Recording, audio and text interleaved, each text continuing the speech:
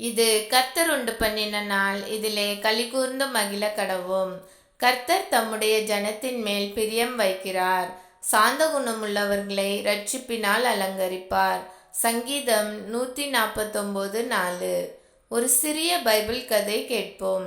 Esther ஒரு தாழ்மையான இளம் யூத பெண்.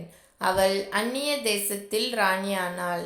ஆமானின் தீய திட்டத்தால் அவளது மக்கள் அழிக்கப்படும் அபாயத்தில் இருந்தபோது எஸ்தர் அரண்மனையில் அமைதியாகவும் பாதுகாப்பாகவும் இருந்திருக்கலாம். ஆனால் மனத்தாழ்மை மற்றும் தைரியத்தில் அவள் சட்டத்திற்கு எதிரானது என்றாலும் ராஜாவாகிய அகஸ்வேரு முன் செல்வதன் மூலம் தனது உயிரை பணயம் வைக்க தேர்ந்தெடுத்தாள்.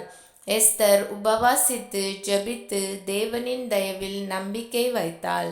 அவளுடைய விசுவாசத்திலும் மனத்தாழ்மையிலும் தேவன் மகிழ்ந்தார்.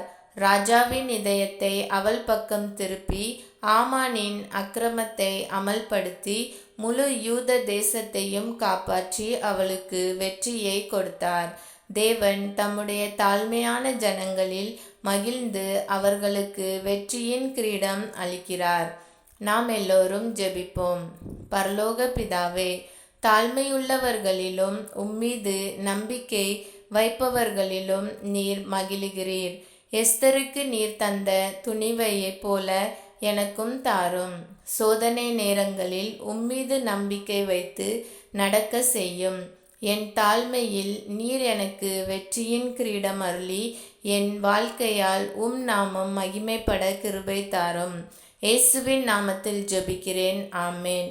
இந்த நாள் இனிய நாளாக அமைய வாழ்த்துக்கள்.